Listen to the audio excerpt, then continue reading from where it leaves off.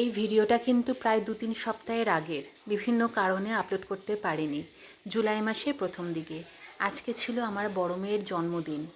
ওদের জন্মদিন খুব বড়সড় করে পালন করা হয় না, কিন্তু পায়েস, নিজেদের মধ্যে কাটানো, একটু বাইরে ঘুরতে যাওয়া, খাওয়া, এতটুকু হয়। কিন্তু এই বছর সেটাও হয়নি। কেননা কালকে মানে পরের দিনই ছিল আমার আর ছোটো মেয়ের টিকিট টু দুর্গাপুর, মায়ের বাড়িতে যাব। আর আমাদের এই পাহাড় থেকে নেমে গুয়াহাটিতে যেতে প্রায় একদিনই লাগে। ফলে আজকেই ছিল আমাদের জার্নি। আজকে আমরা জার্নি স্টার্ট করেছি টুয়ার্ডস গুয়াহাটি, আর কালকে হচ্ছে আমাদের ট্রেন। জার্নিটা একটুখানি টাফ ছিল, ফলে আমি আর ভিডিও করতে পারিনি। চলো তোমাদের সঙ্গে দেখা হবে ডাইরেক্ট দুর্গাপুরে। দিদা বাড়ি।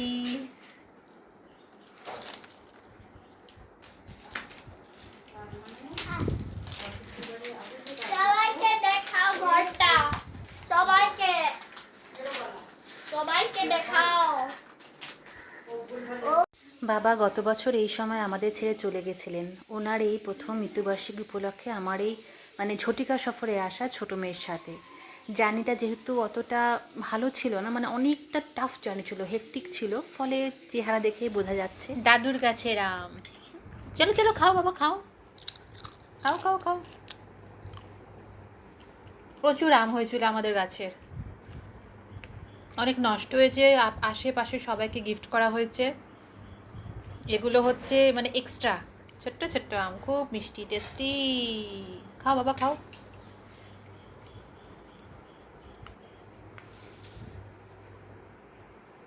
টেস্টি।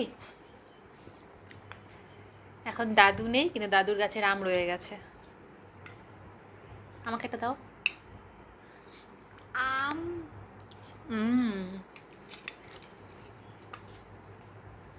আম হয়েছে, তারপর কাঁঠালও হয়েছে, তারপর নারকেল হয়েছে। না, you have to finish it. কাঁঠাল মানে জ্যাক ফ্রুট। খাও বাবা, খাও। এগুলো পাবি না আমাদের জায়গায়, কাম।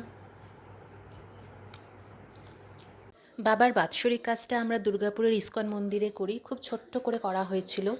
আর ভিডিও তুলিনি, কেননা সেরকম মনের অবস্থা ছিল না। আর এই হচ্ছে আমার দিদি, ওই কাজটা করলো, কেননা ও বাবা যাওয়ার সময় ওই মুখাগ্নি করেছিল।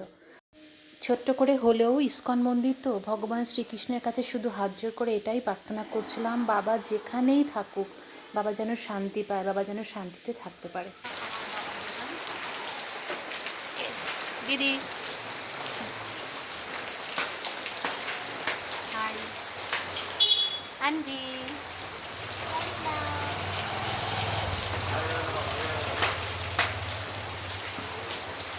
হ্যালো।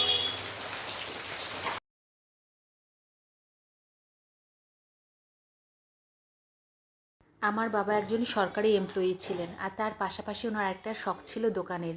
এইটা হচ্ছে বাবার একটা শখের জায়গা, স্টেশনারি দোকান, যেটা মানে এটার বড় হয়ে ওঠা, আমাদের বড় হয়ে ওঠা একসাথে। মানে কি ছিল না, আমাদের ছোটোবেলার অনেক ডিমান্ড আমরা এই দোকান থেকে পূরণ করতাম। সাজাগোজার জিনিস, খেলনা বাটি, লিপস্টিক। বাবা শুধু আমাদের না, আমাদের আশেপাশে যারা আমাদের বয়সে ছোটো ছোটো মেয়েরা ছিল সবাইকে দিত। মানে যদি আমাদের জন্য নেল পালিশ আনে, আশেপাশে আমার বন্ধু বান্ধবদের সবাইদের নেল পালিশ, চুড়ি, তখনকার ছোটোবেলায় যেরকম ফ্যাশনটা ছিল সে অনুযায়ী দিত। কিন্তু আজকে এই বাড়ির এই দোকানের মালিক নেই, আর দোকানের অবস্থা কীরকম। তাই আমরা দুই বোন এসেছি দোকানটাকে পরিষ্কার করে যাব। কেননা বাবা নেই তো কী হয়েছে, আমরা দুই বোন আছি না, এটাকে সুন্দর করে রাখার দায়িত্ব এখন আমাদের। এই বিশুকে কাজে লাগিয়ে দোকানটা পরিষ্কার হচ্ছে, আর ছেলেটা খুব ভালো, খুব গুছিয়ে কাজ করে, যা বলা হয় সেইভাবেই কাজ করে। এত অল্প সময়ের মধ্যে দুর্গাপুরে যাওয়া, কিন্তু কাজ ছিল প্রচণ্ড। মানে অনেক পেপার ওয়ার্ক, যেমন একজন ডেথ হলে তার যা যা ফর্মালিটিস সেগুলো করা। দিদি এগুলো দেখাশোনা করে, ওই সমস্ত কাজ নিজের হাতে করে। যেহেতু আমি দূরে থাকি, আমি সবসময় আসতে পারি না, তাই যে কটা দিন ছিলাম ওর সঙ্গে থেকে সকালে ওই সমস্ত কাজগুলো করতাম, আর সন্ধ্যায় বাড়ি এসে মার সঙ্গে সময় কাটানো, টুকটাক আলোচনা করা, যে কি হবে প্ল্যান করা। আর এরকমই একটা বৃষ্টি ভেজা রাতে বললাম যে চল আমরা একটু, যখন বেরোতে পারছি না, ঘরেই কিছু খাবার নিয়ে আসি। সে অর্ডার দিয়ে আনা হয়েছিল ফ্রাইড রাইস আর চিলি ফিশ, সেই দিদি সার্ভ করছে। পাপা খেয়েছিল, ইভেন আশেপাশে দুজনকে দেওয়া হয়েছিল, তারাও খুব তারিফ করেছিল। আমার পুরো মনে আছে যে খুব সুন্দর যিনি বানিয়েছেন। খুব বানিয়েছিল? তখন তুমি ছিলে না, আমরা ট্রেনে করে যাচ্ছিলাম দুর্গাপুর টু। কি গন্ধ! এটা কি? এটা কি? রুটি অর্ডার করেছি। আমি ভাত খাবো, রুটি না।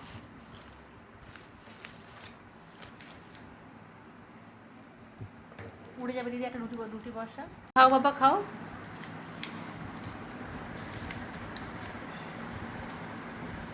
আবার প্লেটটা যেন উল্টে চলে না যায়। রুটি থাকলে পরের দিন খাওয়া হ্যাঁ যাবে। রুটিটা খাবো যদি।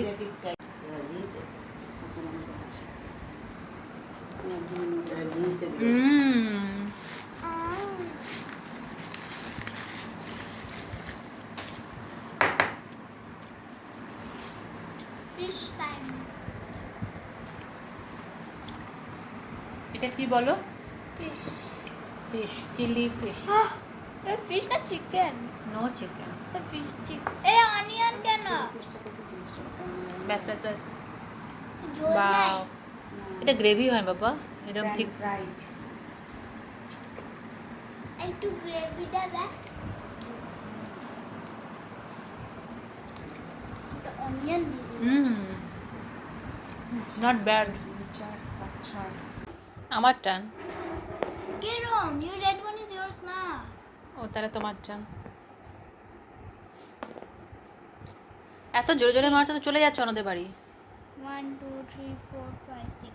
আর খাওয়ার পরে ওর সঙ্গে লুডো খেলছি। এগুলো সব বাবার দোকান থেকে আনা কিছু পুতুল, যেমন ছোটোবেলায় আমরা খেলেছি, ঘুমালে চোখ বন্ধ হয়ে যায়, দাঁড় করলে চোখ খুলে যায়, সেই সমস্ত পুতুলগুলো নিয়ে এসছে। তারপর কতগুলো স্টিলের খেলনাবাটি, ওগুলো আমরাও ছোটোবেলায় খেলেছিলাম। দাঁড়াও তোমাদের সঙ্গে শেয়ার করছি। এই খেলাগুলো আমরাও খেলেছিলাম।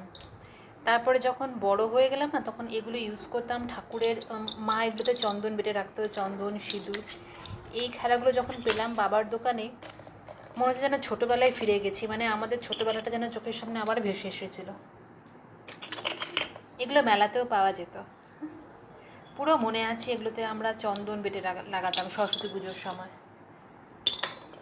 এরকম আরও নিয়ে এসেছি। কী এনেছি, গার্ডার এনেছি, মাথায় বাঁধার ক্ল্যাচারগুলো। এই কাজের মধ্যে দিয়ে যে কিভাবে 3-4 দিন কেটে গেল বুঝতেই পারলাম না। এখন আমাকে যেতে লাগবে, কারণ একটা মেয়ে ওখানে, আরেকটা মেয়ের স্কুল খোলা। মনটা প্রতিবারের মতোই খারাপ, কেননা যখনই দুর্গাপুর ছাড়ি, মাকে ছেড়ে যাই, মনটা খারাপ হয়ে যায়। চলো তোমাদের সঙ্গে দেখা হবে যখন আমি আবার মেঘালয় ঢুকবো তখন। আমরা শিলিগুড়ি অবধি ট্রেনে এসেছি, তারপরে ওর পাপা আমাদের নিয়ে এসছে বাই কারে। আর এটা হচ্ছে আমরা মেঘালয়ে ঢুকছি, এটা হচ্ছে নর্থ গারো হিলস। এই বাজারটার নাম হচ্ছে বাজংদোবা বাজার। এটা একটা বড় বাজার, মানে যেটাকে মানে আমরা বলি হাট, সব কিছু পাওয়া যায় এখানে। গাড়ি থামিয়ে একটুখানি সবজি বাজার কিনছে ওর পাপা, তারপর মাছ কিনছে, এখানে ফ্রেশ মাছ পাওয়া যায়। তবুও কিন্তু এখনও 3 ঘন্টা পথ আছে, 3 ঘন্টা পথ আমাদের আরও উপরে উঠতে লাগবে। আর এখানে ওর বাবা বাজারে গেছে, আর আমি আর আমার মেয়েরা একটু ঘুরুঘুরু করছি। এবার যখন দুর্গাপুরে গেছিলাম, ভেবেছিলাম হয়তো খুব গরম হবে, কিন্তু ওয়েদারটা খুব ভালো ছিল, ফলে কষ্ট হয়নি দুর্গাপুরে। তবে ভিডিওটা আজকে এখানেই শেষ করছি। সবাই ভালো থাকবে, তোমাদের সঙ্গে দেখা হবে আবার আরেকটা দিনে, আরেকটা ফ্রেশ ভিডিও নিয়ে। নিজেরা ভালো থাকবে আর সবাইকে ভালো রাখবে। Till then, bye by.